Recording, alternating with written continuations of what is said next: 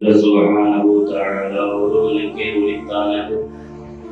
அவன் ஸலாத்தும் ஸலாமும் அண்ணல் பெருமானார் முஹம்மது ரசூலுல்லாஹி ஸல்லல்லாஹு அலைஹி வஸல்லம் அவர்களின் மீதும், அன்னலாரின் குடும்பத்தார்கள், சங்கைக்குரிய சஹாபா பெருமக்கள், தாபிஈன்கள், தபஅ தாபிஈன்கள், நல்லோர்கள், வலிமார்கள், மேலும் அல்லாஹ் ரசூலை இறுதி நாட்களை ஈமான் கொண்டு வாழ்கின்ற அனைத்து முஸ்லிம்களின் மீதும், குறிப்பாக புனிதமான ஜும்ஆவின் தினத்தில் அல்லாஹ்வின் அருள்முறை வசனங்களையும் அருமை நாயகம் ஸல்லல்லாஹு அலைஹி வஸல்லம் அவர்களுடைய ஹதீஸ் ஷரீஃப்களையும் நல்லோர்கள் நாதாக்களுடைய வரலாற்று வாழ்வியல் வழிமுறைகளையும் பேசுவதற்கும் கேட்பதற்கும் வாய்ப்பளிக்கப்பட்டிருக்கிற நம் எல்லோரின் மீதும் அல்லாஹ்வின் பேரருள் என்றென்றும் உண்டாவதாக. ஆமீன். அல்லாஹ் ஜல்ல சுப்ஹானஹு தஆலா மனித குலத்தை தற்சார்பு வாழ்க்கையாக, பிறரை சார்ந்து வாழ்ந்த வாழ்க்கையாக வைத்திருக்கிறார். மனிதன் வாழ்வதற்கான வழிகாட்டல்கள் தேவை, அவனை வழிநடத்தி போவதற்கான தலைமை தேவை. அதனால் பொதுவாகவே எல்லா விஷயத்திலும் தன்னை வழிநடத்துவதற்கான ஒரு தலைவர் வேண்டும்.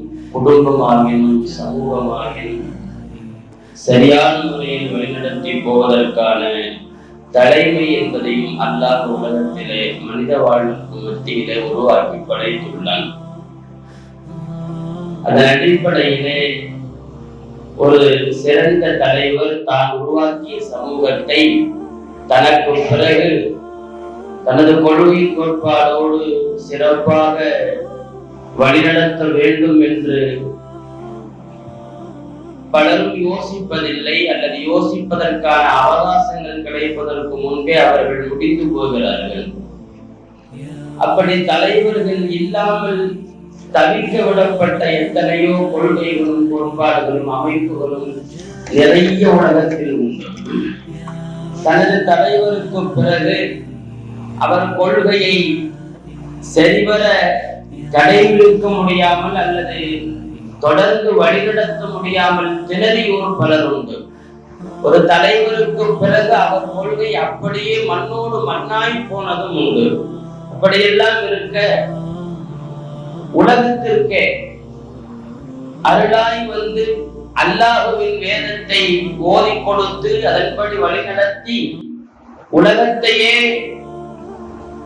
மெச்சும்படி செய்த சிறப்பான வழிகாட்டலை தந்த எம்பெருமான் ஸல்லல்லாஹு அலைஹி வஸல்லம் அவர்கள் தான் வாழ்ந்து முடித்ததற்கு பிறகு தனக்கு பிறகு இந்த தீனை, இந்த கொள்கையை சரிவர பேணி கொண்டு போகும் தலைமை தேவை என்பதை ஆங்காங்கே நபி ஸல்லல்லாஹு அலைஹி வஸல்லம் அறிவித்ததோடு அற்புதமாக அதை உலகத்திற்கு தந்துவிட்டும் போனார்கள் என்பதை நாம் நினைவு கூறும் விதத்திலே, கண்ணியத்திற்குரியவர்களே, ஜமாதுல் ஆஹிர் பிறை 22, அதாவது நாளை ஹஜ்ரத் அபூபக்கர் சித்தீக் ரலியல்லாஹு அன்ஹுவுடைய நினைவு நாள்.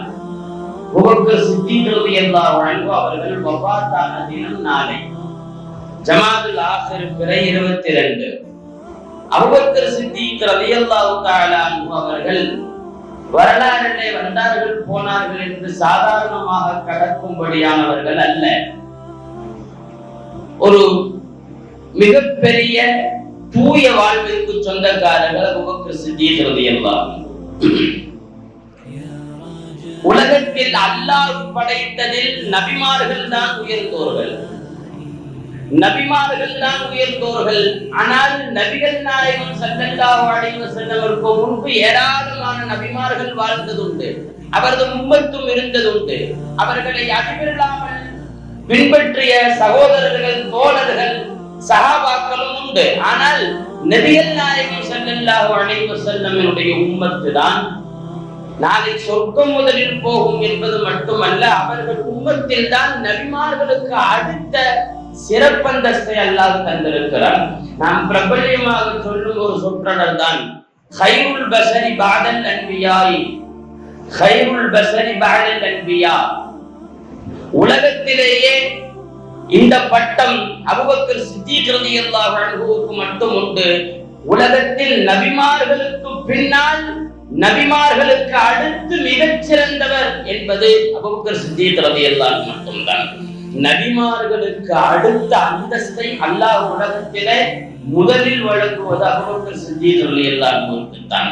அப்படிப்பட்ட ஒரு மிகப்பெரிய அந்தஸ்தில் உள்ள ஹஜ்ரத் அபூபக்கர் சித்தீக் ரலியல்லாஹு அன்ஹு அவர்கள் இந்த தீனின் தூணாய் நபி ஸல்லல்லாஹு அலைஹி வஸல்லமுடைய மரணத்திற்கு பிறகு விளங்கி இருக்கிறார்கள் என்பதை அவருடைய வஃபாத்தின் தினத்திலே நாம் நினைவு கூற கடமைப்பட்டிருக்கிறோம். கலீஃபத்து ரசூலில்லாஹ் ஸல்லல்லாஹு அலைஹி வஸல்லம், அல்லாஹ்வின் தூதரின் பிரதிநிதி என்று பெயர் பெற்றவர்கள் ஹஜ்ரத் அபூபக்கர் சித்தீக் ரலியல்லாஹு அன்ஹு. நபி ஸல்லல்லாஹு அலைஹி வஸல்லம் உருவாக்கியது சாதாரண சமூகம் அல்ல. நான் பலமுறை சொல்லியது உண்டு. தி 100 என்ற நூலிலே உலகத்தின் பல சீர்திருத்தவாதிகளை பற்றி எழுதுகிற வரலாற்றாசிரியர் மைக்கேல் ஹார்ட் சொல்லுவார், உலகத்தில் நடந்திருக்கிற அனைத்து புரட்சிகளையும் நாம் பார்க்கிற போது அதை நடத்தியவர் அங்கே இல்லாவிட்டால் இன்னொருவர் அந்த இடத்திற்கு வந்திருக்க கூடும். ஆனால் முஹம்மது ஸல்லல்லாஹு அலைஹி வஸல்லம் அவர்கள் தான் இதை நடத்த முடியும் என்பதற்கான சான்று அவர்கள் வாழ்க்கை. காரணம், அதே புனித பூமியில் பல நபிமார்கள் வந்ததுண்டு, பல சீர்திருத்தவாதிகள் கண்டதுண்டு. ஆனால் எப்போதும் இல்லாத மாற்றத்தை அந்த மக்கமா நகரத்தில் மட்டுமல்ல உலகெங்கிலும் தந்தவர் முஹம்மது ஸல்லல்லாஹு அலைஹி வஸல்லம் அவர்கள். அவர் வரலாற்றை துல்லியமாக ஆய்ந்து சொல்லுகிறார். முஹம்மது ஸல்லல்லாஹு அலைஹி வஸல்லம் அவர்கள் மட்டும்தான் இப்படி ஒரு சீர்திருத்தத்தை செய்ய முடியும். எனவே ரசூலுல்லாஹி ஸல்லல்லாஹு அலைஹி வஸல்லம் உண்டாக்கிய சமூகம் என்பது சாதாரணமானதல்ல, ஒரு அபாரமான ஒரு வளர்ச்சி. காரணம், இப்படி ஒரு வளர்ச்சியை எந்த தலைவரும் உலகில் கண்டதில்லை. இருக்க அடுத்து இந்த சமூகத்தை அதே இடத்தில் நின்று வழிநடத்த வேண்டும் என்றால் எப்படிப்பட்ட பக்குவம் தேவை? அபூபக்கர் ரலியல்லாஹு அன்ஹு அல்லாஹ் கண்டிருந்தார்.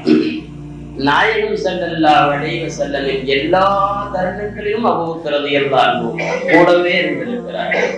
ஸல்லல்லாஹு அலைஹி வஸல்லமுடைய உள்ளத்தில் என்ன தோணுமோ அதுதான் அபூபக்கர் ரலியல்லாஹு அன்ஹுவுக்கும் தோணும் என்கிற அளவிற்கு உள்ளத்தோடு உள்ளம் இணைந்த ஒரு உள்ளார்ந்த நட்பாக நபி ஸல்லல்லாஹு அலைஹி வஸல்லமோடு நட்பு கொண்டிருந்தவர்கள் அபூபக்கர் ரலியல்லாஹு அன்ஹு.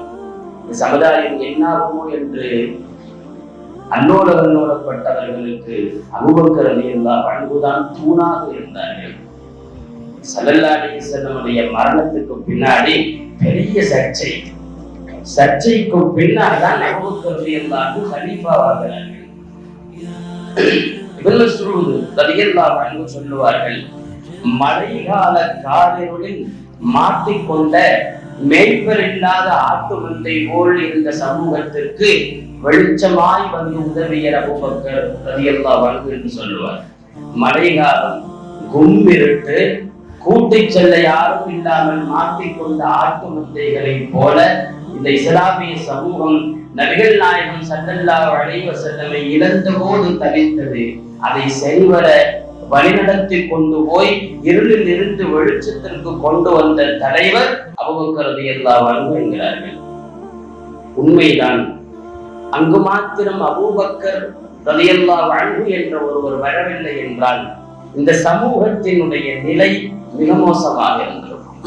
காரணம், எப்பவுமே ஒரு தலைவர் விட்டு போனால் அதற்கு பின்னால் அந்த கொள்கை சிதைந்தது உண்டு என்பதை நாம் நிறைய இடத்துல கண்டிருக்கிறோம். ஒண்ணும் இல்ல, மூசா அலைஹிஸ்ஸலாம் செங்கடலை தாண்டி அந்த யூதர்களை எல்லாம் கூட்டிட்டு போனதுக்கு அப்புறம் மூசா அலைஹிஸ்ஸலாம் இருக்கிற போதே அவர்கள், அந்த வரலாற்று பேராய்வாளர்கள் எழுதுவார்கள், செங்கடலை தாண்டி காலுடைய ஈரம் கூட காயவில்லை. தௌஹீதுக்காக உழைத்த மூசா அலைஹிஸ்ஸலாம் இடத்திலேயே போய் கேட்பார்களாம், எங்களுக்கு ஒரு சேவை செஞ்சு கொடுங்க, நாங்க வணங்குறோம் என்று. தலைவர் இருக்கும் போதே அந்த கொள்கையில் நீடிக்க முடியாத அளவிற்கு பலவீனப்பட்டு போகிற சமூகம் என்றிருக்கிற போது தலைவரே இல்லை என்றால் என்னாகும் அந்த சமூகம் என்கிற கேள்விக்கு முற்றுப்புள்ளி வைத்தவர்கள் அபூபக்கர் சித்தீக் ரலியல்லாஹு அன்ஹு. தொடர்ந்து இந்த சமூகத்தை தங்களுடைய தலைவரின் வழியிலேயே வழி நடத்தியவர்கள், அடிவிரலாமல் அப்படியே கொண்டு போய் சேர்த்தார்கள். எந்த அளவுக்கு தெரியுமா? ஸல்லல்லாஹு அலைஹி வஸல்லம் செய்ததைத்தான் செய்வார்கள். ஸல்லல்லாஹு அலைஹி வஸல்லமுடைய மரண தருவாயிலே உங்களுக்கெல்லாம் தெரியும், ஒரு பெரிய அலங்கோலமான சூழல் மதீனாவிலே காணப்பட்டது. எல்லா பக்கமும் ஓலம் விட்டார்கள். சமயங்களில் சில பேர் நீ ரசூலுல்லாஹ்வே இல்லை, இது என்ன தீனு மார்க்கம் இஸ்லாம், எல்லாரும் சில பேர் தீனை விட்டு போய்விட்டார்கள். அப்படியெல்லாம் இருக்க எல்லாத்தையும் சமாளிக்கிற ஒரு பெரிய பொறுப்புங்கிறது அது அந்த இடத்துல இருந்து பார்க்கும் போதுதான் தெரியும். சலனமும் சபலமும் சமாளிக்க முடியாத ஒன்று. ஒரு 4 பேர் கத்தனை அடக்கிடலாம், 4000 பேருக்கு மத்தியில ஒருத்தர் நின்று அவர்களை அடக்குவது என்பதற்கு பெரிய பக்குவம் வேண்டும். தலைமைத்துவம் என்பது சாதாரண விஷயம் அல்ல. அது ஒரு முள் இருக்கை. அதுல இருக்கவும் முடியாது, இருந்துதான் ஆக வேண்டும் என்கிற கட்டத்திற்கு கொண்டு வந்து நிறுத்தும். அதிலும் நபி ஸல்லல்லாஹு அலைஹி வஸல்லம் உண்டாக்கிய சமூகத்திற்கு தலைவர் என்றால் சாதாரணமா அந்த இடத்துல நின்று மறுபடியும் நாயகம் உண்டாக்கியதை போலவே வழிநடத்த வேண்டும் என்கிற போது, சபலமும் சலனமும் வருகிற போது அபூபக்கர் சித்தீக் ரலியல்லாஹு அன்ஹு அவர்கள் கையாண்ட அத்துணை விஷயங்களையும் வரலாறு பிரமிப்போடு அணுகிறது. அபூபக்கர் சித்தீக் ரலியல்லாஹு அன்ஹு அவர்கள் கிலாபத்துக்கு பொறுப்பேற்கிற போது சில பேர் முர்த்தத்தாயிட்டாங்க. சில பேர் ரசூலுல்லாஹ் இல்லைன்னு சொன்னோன்னே ஜக்காத்து தரமாட்டோம்னு வந்துட்டாங்க. அபூபக்கர் சித்தீக் ரலியல்லாஹு அன்ஹு சொன்னார், ஸல்லல்லாஹு அலைஹி வஸல்லம் எப்படி ஜக்காத்தை வாங்கினார்களோ அப்படியே வாங்குவேன். ஒட்டகத்தின் கயிற்றுக்கு கூட ஜக்காத் என்றால் கொடுத்தாக வேண்டும் என்று சொல்லி வாரெடுத்து நின்றார்களாம். அப்படி தலைவர்களுடைய அடிபிரலாமல் அவர்களை அப்படியே பின்பற்றியவர்கள் அபூபக்கர் சித்தீக் ரலியல்லாஹு அன்ஹு. அது மட்டுமல்ல, எங்கேயுமே ஸல்லல்லாஹு அலைஹி வஸல்லம் செய்யாததை அல்ல, செய்ததை அவர்கள் விட்டு தரவே மாட்டார்கள். ஸல்லல்லாஹு அலைஹி வஸல்லம் ஹயாத்துடைய கடைசியில ரோம் நாட்டை எதிர்த்து ஒரு படை அனுப்பினார்கள். அந்த படைக்கு தளபதி யாருன்னா 18 வயசு ஒரு வாலிபர். 18 வயசு வாலிபர் உசாமத்து ஸைத் ரலியல்லாஹு அன்ஹு. ஸல்லல்லாஹு அலைஹி வஸல்லம் இருக்கிற போது அதை ஏற்றுக்கொண்டார்கள். ஸல்லல்லாஹு என்ன செஞ்சாலும் அதை ஏற்றுதான் ஆகணும். ஆனால் ஸல்லல்லாஹு அலைஹி வஸல்லம் வஃபாத்துக்கு பிறகு திரும்பவும் அந்த ரோம் நகரை நோக்கி படை நடத்த வேண்டும் என்று அபூபக்கர் சித்தீக் ரலியல்லாஹு அன்ஹு ஆணையிடுறாங்க. சரி, போர் நடத்துறது இருக்கட்டும், எல்லாரும் ஒத்துக்கிட்டாங்க. ஆனால் தலைவரை மாற்றி விடுங்கள். உசாமா 18 வயது சிறுவர், அவருக்கு அவ்வளவா பக்குவம் பட்டாருன்னாங்க. ஸல்லல்லாஹு அலைஹி வஸல்லம் ஏன் 18 வயசு சிறுவரை தலைவரா ஏற்படுத்தினாங்க, தளபதியா ஏற்படுத்தினாங்கன்னா, முன்னால் நடந்த ரோமோடு நடந்த போரிலே அவர்கள் தந்தை ஸைத் ரலியல்லாஹு அன்ஹு அவர்கள் கொன்றிருந்தார்கள். அந்த ஒரு தாக்கம் இருக்கும் அல்லவா மனசுல. அதனால உஸாமா ரலியல்லாஹு அன்ஹு தான் பொருத்தம் என்று ஸல்லல்லாஹு அலைஹி வஸல்லம் 18 வயது வாலிபருக்கு கீழ் பெரும் சஹாபாக்களை அணிவிக்க செய்தார்கள். அதே தலைமையோடு தான் போகணும். அபூபக்கர் ரலியல்லாஹு அன்ஹு பல பேர் சொன்னாங்க, உஸாமா சின்ன பையன், அவரால் எதுவும் முடியாது என்று பேசுகிற போது பெருமான் ஸல்லல்லாஹு அலைஹி வஸல்லம் யாரை தளபதியாக நியமித்தார்களோ அவர்தான். சமயத்துல அந்த உஸாமா ரலியல்லாஹு அன்ஹு பின்வாங்குறாங்க. உமர் ரலியல்லாஹு அன்ஹுனா படையில் இருக்கிறாங்க. உமர் ரலியல்லாஹு அன்ஹுவிடத்திலேயே சொல்லி அனுப்புகிறார்கள், நான் வேணா பின்வாங்கிக்கிறேன், பெரிய ஆளுகள்லாம் இருக்கிறாங்க, பக்குவத்தோடு வழிநடத்த யார் வந்தாலும் நானே ஒத்துக்கிறேன்னு சொல்லி போய் பேசுங்கன்னப்போ உமர் ரலியல்லாஹு அன்ஹு கடுமையான கோபத்தோடு அபூபக்கர் ரலியல்லாஹு அன்ஹு சொன்னாங்க, ரசூலுல்லாஹ் ஒருவரை தலைவராக ஏற்படுத்திய பிறகு, தளபதியாக நியமித்த பிறகு நான் அதை மாற்றுவதாக. அப்போ பிடித்த பிடிவாதம் என்பது தூர நோக்கும் பார்வையில் அவர்களுக்கு வேறு ஒண்ணு இல்லை. ரசூலுல்லாஹ் என்ன சொன்னாங்களோ அதை செய்ய வேண்டும், அவ்வளவுதான். இதெல்லாம் நான் சொல்ல வருகிற கருத்தை நீங்கள் உள்வாங்க வேண்டும். தலைவர் போனால் கொள்கையும் சேர்ந்து போகிற நிலையில் நாயகத்தினுடைய தூர நோக்கு பார்வையோடு சேர்ந்து பயணிக்கும் தலைவர் அபூபக்கர் சித்தீக் ரலியல்லாஹு அன்ஹு. 18 19 வாலிபரோ புதியவரோ நாயகம் தளபதியாக சொன்னவர் தான் தளபதி. உஸாமா ரலியல்லாஹு அன்ஹுவை திரும்ப அவர்கள் வாங்குவதற்காக எத்தனிக்கவில்லை. அந்த படை உஸாமா ரலியல்லாஹு அன்ஹுவோடு பயணித்தது. கண்ணியத்திற்குரியவர்களே, நபி ஸல்லல்லாஹு அலைஹி வஸல்லம் செய்யாததை நான் எப்படி செய்வேன் என்று தயங்கிய பல இடங்கள் உண்டு. யமாமான ஒரு போர் நடந்தது. இந்த போர்ல நிறைய ஹாஃபிஸ் சஹாபாக்கள், குர்ஆனை ஹிஃப்ஸ் செஞ்ச நிறைய சஹாபாக்கள் வஃபாத்தானாங்க. உமர் ரலியல்லாஹு அன்ஹு வந்து அபூபக்கர் ரலியல்லாஹு அன்ஹு ஆலோசனை சொல்றாங்க, இப்படியே ஹாஃபிஸ்கள் போனால் குர்ஆன் பாதுகாப்பு இல்லாமல் போய்விடும். அதனால கொஞ்சம் இருக்கிற ஹாஃபிஸ் சஹாபாக்களை வச்சு குர்ஆனை ஒரு பிரதியாக தொகுத்து விடலாம்னு சொன்னப்போ நல்ல யோசனை தான். அபூபக்கர் ரலியல்லாஹு அன்ஹு யோசனையை வரவேற்றார்கள் என்றாலும் ரசூலுல்லாஹ் செய்யாததை நான் எப்படி செய்வேன் தயங்கினாங்க. கொஞ்ச காலம் போனது, அதை செய்யவே இல்லை. அப்புறம் அல்லாஹ் அவர்களுடைய உள்ளத்திலே கால மாற்றத்திற்கு தோதுவான சிறந்த ஆலோசனை தான் இது என்று முடிவு செய்து அதில் அல்லாஹ் அவர்களுக்கு மாற்றத்தை தந்த பிறகுதான் இறங்கினார்கள். நான் சொல்ல வருகிற செய்தி, தலைவர் எப்படியோ அப்படியே நான் என்று முழுக்க பின்பற்றிய அபூபக்கர் சித்தீக் ரலியல்லாஹு அன்ஹு இந்த தீனினுடைய மிகப்பெரிய மெய்காப்பாளர். ஏன்னா அப்படி ஒரு தலைமை ரசூலுல்லாஹ்வுக்கு பிறகு கிடைக்கலை என்றால் என்ன ஆயிருக்கும் இந்த தீனினுடைய நிலை? எனவே ஹஜ்ரத் அபூபக்கர் சித்தீக் ரலியல்லாஹு அன்ஹு அவர்கள் ஒரு மிகப்பெரிய பொறுப்பை அழகாக கையாண்டு விட்டு போன ஒரு மிகப்பெரிய தலைவர். அல்லாஹ் அவர்களுடைய அரும்பணிகளை ஏற்று அவர்கள் வழிவாழ்கிற மக்களாக நம்மையும் நம் மக்களையும் ஆக்க வேண்டும். இணையத்திற்குரியவர்களே, கலீஃபாவாக தேர்ந்தெடுக்கிற சூழல் ஏற்பட்ட நிகழ்வை நான் உங்களுக்கு சுருக்கமாக சொல்கிறேன். நபிகள் நாயகம் ஸல்லல்லாஹு அலைஹி வஸல்லம் மரணித்ததற்கு பிறகு முதல்ல ஒரு கூட்டம் போய், அன்சாரிகள் கூட்டம் பனி சாயிதா என்கிற அவங்களுடைய ஒன்று சேர்ந்து மஷூரா பண்ற இடத்துல ஒன்று கூடி பேசிக் கொண்டிருக்கிறார்கள். யார் அடுத்த தலைவர்? எல்லா இடத்துலையும் பிரச்சனை இப்படித்தான் உருவாகும். ஸல்லல்லாஹு அலைஹி வஸல்லம் அவர்கள் வஃபாத்தானதை பலரால் தாங்கிக் கொள்ள இயலவில்லை. உஸ்மான் ரலியல்லாஹு அன்ஹு போன்றவர்கள் வாயடைத்து அமர்ந்து உட்கார்ந்து விட்டார்கள்.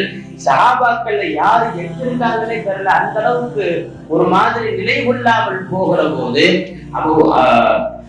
அன்சாரிகள் எல்லாம் போய் அடுத்த தலைவர் யார் என்று ஆலோசிக்கிறார்கள்.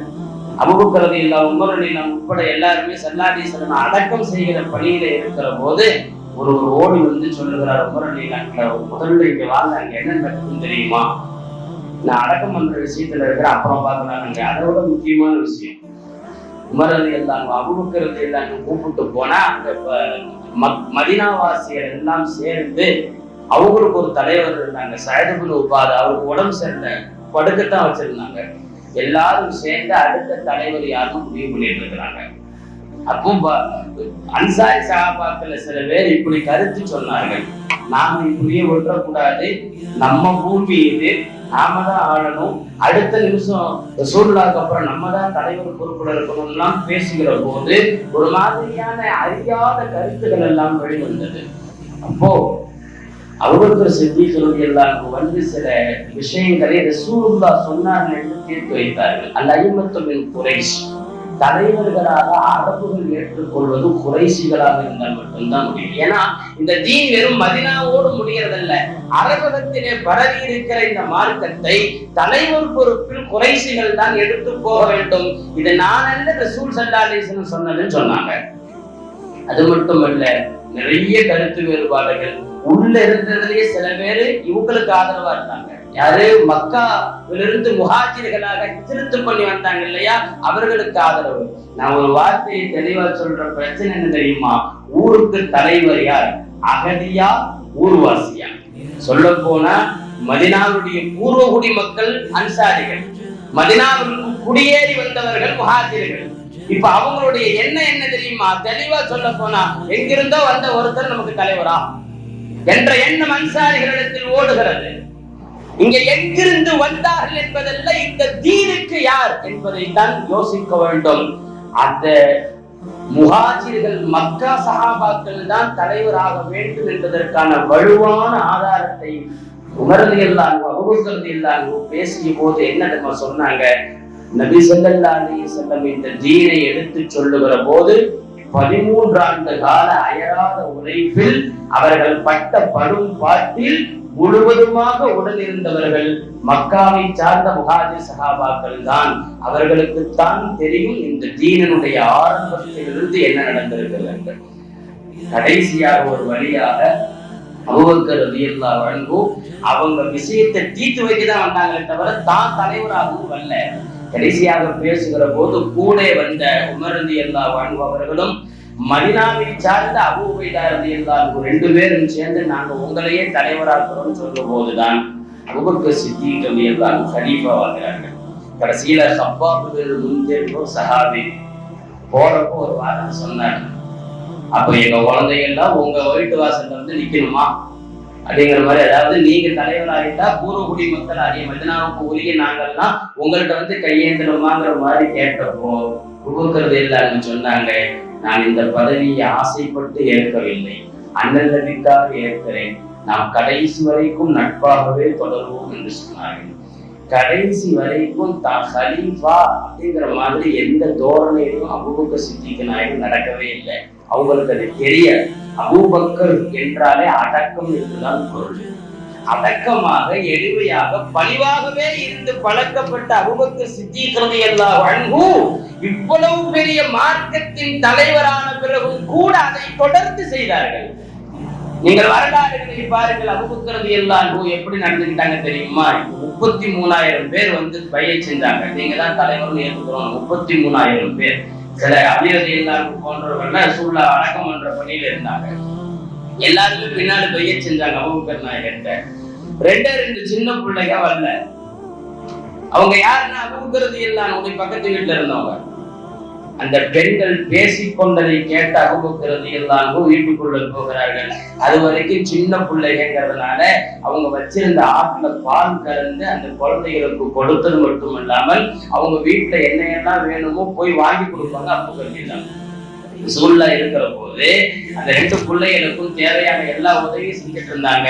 அவங்க 2 பேரும் பேசிக்கிட்டாங்களாம், இவருக்கு ஹலீஃபாவாகிவிட்டார், தலைவர் ஆகிவிட்டார், இது நம்மளை கண்டுக்கிறதுங்கிறது யோசிக்க வேண்டிய செய்யலாம் என்று சொல்லி பேசுகிற போது அபூபக்கர் சித்தீக் ரலியல்லாஹு அன்ஹு ஹலீஃபாவாக தலைவராக ஆன பிறகும் கூட தொடர்ந்து அந்த பிள்ளைகளுக்கு போய் மளிகை சாமான்கள் வாங்கி கொடுத்து வந்திருக்கிறார் என்பது வரலாறு. சில பேர் கேட்ட போட்டாங்க, பெரிய இன்னுமா இந்த வேலையெல்லாம் செய்யணும், எவ்வளவு பெரிய ஆளானாலும் நானாகவே இருக்குன்னு சொன்னான். பதவிதான் கலீஃபா. அபூபக்கர் யதார்த்தவாதியாகவே வாழ்வார் என்று சொன்னார்கள். நிலையப்படுத்திருக்கிறோம். கலீஃபாவாக, நாட்டின் அரசராக, மிகப்பெரிய இந்த தீனின் தூணாக, தலைவராக இருந்த போதும் கூட கண் தெரியாத ஒரு மூதாட்டிக்கு போய் வேலை செய்து கொடுத்தார்கள்.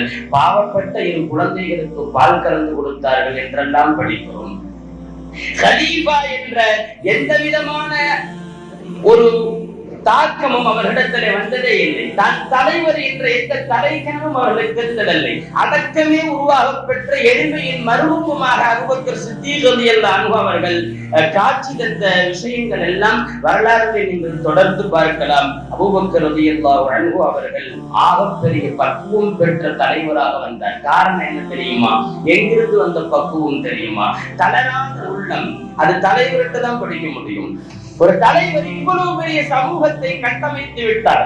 திரும்ப அவரிடத்துல இருந்து அவர் மாதிரியே செய்யணும்னா நிறைய அங்கிருந்து கத்திருக்கணும். இடம் தவறாமல் எல்லா இடத்துலயும் சூழ்நிலை கூட இருந்து பாடம் படித்ததால் அபூபக்கர் நாயகத்துக்கு நெறிவு சொலிவுகள் எல்லாம் நிறைய தெரிந்திருந்தது. நான் ஒன்றை மாத்திரம் இங்கே குறிப்பிடுகிறேன்.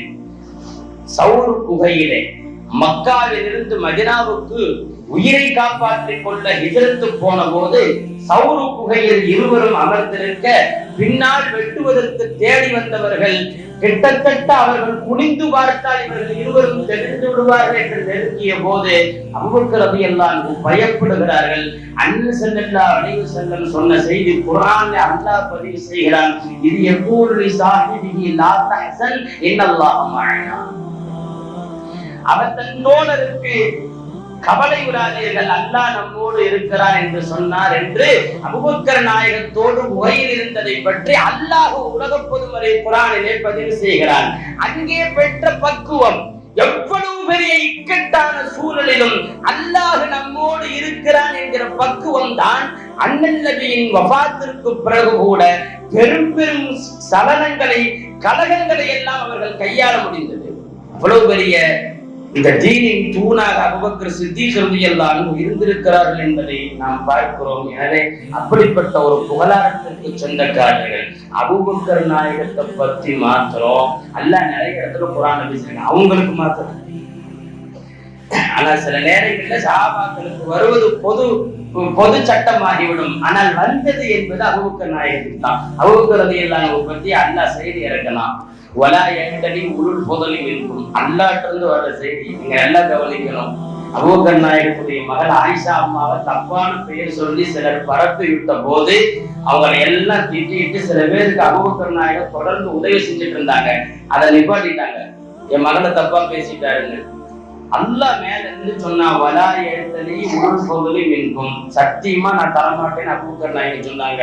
அல்லாஹ் சொன்னா, சிறந்தவர்கள் இப்படி ஒரு சத்தியத்தை செய்யக்கூடாது. உங்கள ரொம்ப நல்லவங்கன்னா இப்படி எல்லாம் சத்தியம் செய்யக்கூடாது, உதவி செய்யறத நிப்பாட்டியர்கள் சத்தியம் செய்யக்கூடாது என்று சொன்னாங்க. சிறந்தவர்கள் என்று சொன்னது அல்லாஹ். அபூபக்கர் நாயகத்தை அல்லாஹ் சிறந்தவர் என்று சொன்னாங்க. இணையத்திற்குரியவர்களே நிறைய உண்டு. அபூபக்கர் ரலியல்லாஹு அன்ஹு தான் பிலால் ரலியல்லாஹு அன்ஹு இஸ்லாத்துக்கு வர வச்சாங்க. காசு கொடுத்து அவங்கள இஸ்லாத்துக்கு வந்ததுக்கு அப்புறம் அடிமைத்தனத்திலிருந்து மீட்டினாங்க. என்னமோ பேசிக்கிட்டான், ஒரு நல்ல வேலை செய்வாரு, அதுக்கத்த வாங்கினாரு, அப்படியே இப்படி அவர் விஷயம் இல்லாமே வாங்கியிருப்பாரு என்றெல்லாம் பேசிய போது வக்காலத்து வாங்குறதுக்கு வேற யாரும் இல்லை. அபூபக்கர் நாயகமும் சொல்லல, அல்லாஹ் சொன்னா அப்படி அபூபக்கருக்கு வேலை நடக்கணும்னு சொல்லி உபகாரத்தை எதிர்பார்த்து செய்யற ஆள் அல்ல. யாரு சொல்றா? அல்லாஹ் சொல்றான். அபூபக்கர் நாயகத்துடைய உள்ள தூய்மையை நிரூபிக்க வேண்டிய எல்லா இடத்திலும் நிரூபித்தது அல்லாஹ். அப்படிப்பட்ட ஒரு மாபெரிய தலைவரை ஒரு கிடைக்கப்பட்ட அருஞ்சமூகம் தான். அப்புறம் அந்த இடத்தை அபூபக்கர் நாயகத்தை தவிர வேற யாரும் நிரப்பி இருக்க முடியாது.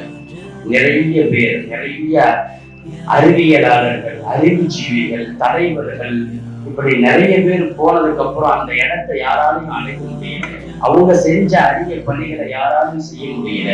ஆனால் நபிகள் நாயகம் என்பதை அந்த இடத்தை இல்ல அது வெற்றிடம் என்று யோசிப்பதற்கு கூட நமக்கு அறிவு இடம் கொடுக்காது. அப்படி ஒரு நிலை உலகத்திற்கு வந்தது. ஸல்லல்லாஹு அலைஹி வஸல்லம் அவர்கள் வஃபாத்தானார்கள். அந்த வெற்றிடத்தை முறையாக நிரப்புவதற்கு அருகதையே யாருக்கும் இல்லை என்கிற போது அல்லாஹ் தேர்ந்தெடுத்த ஜீவன் தான் அபூபக்கர் சித்தீக் ரலியல்லாஹு அன்ஹு என்ற ஒரு மிகப்பெரிய தலைவனுடைய அருமை பெருமைகளை நாம் கட்டாயம் கவனத்தில் கொண்டாட வேண்டும். அந்த இடத்திலே அபூபக்கர் சித்தீக் ரலியல்லாஹு அன்ஹு பெருமான் ஸல்லல்லாஹு அலைஹி வஸல்லமுக்கு பிறகு 2 ஆண்டு 3 மாதம் 11 நாட்கள் கிட்டத்தட்ட பெருமானாருடைய வயதான 63 நெருங்கி வஃபாத்தானார்கள் என்ற செய்தி நமக்கு கிடைக்கிறது. நபிகள் நாயகம் ஸல்லல்லாஹு அலைஹி வஸல்லம் என்ற ஆகப்பெரிய அல்லாஹ்வின் அருட்தூதனுடைய இடத்தை நிரப்பி அருளான இந்த தீனை நமக்கு தந்த ஒரு அருந்தலைவர் அண்ணன் அபூபக்கர் சித்தீக் ரலியல்லாஹு அன்ஹு நாளை ஜமாஅத் ஆகிர் பிறை 22 அண்ணன் அபூபக்கர் சித்தீக் ரலியல்லாஹு அன்ஹுடைய மரணம் அவர்கள் நினைவு நாள். அல்லாஹ் அவருடைய வழியிலே வாழும் மக்களாக நம்மை ஆக்குவானாக. என்னென்ன இந்த தீனுக்காக உழைத்தார்களோ அதையெல்லாம் சரிவர கடைபிடிக்கும் மக்களாக நம்மை ஆக்குவானாக. அண்ணன் அபூபக்கர் சித்தீக் நாயகத்தை போல தீனையும் அல்லாஹ்வின் தூதரையும் உண்மைப்படுத்தும் உள்ளங்களாக அல்லாஹ் நம்மையும் நம் மக்களையும் ஆக்கி அருள்வானாக. ஆமீன். வாஹிர் தஅவானா அல்ஹம்துலில்லாஹி ரப்பில் ஆலமீன். அஸ்ஸலாமு அலைக்கும் வரஹ்மத்துல்லாஹி வபரகாத்துஹு.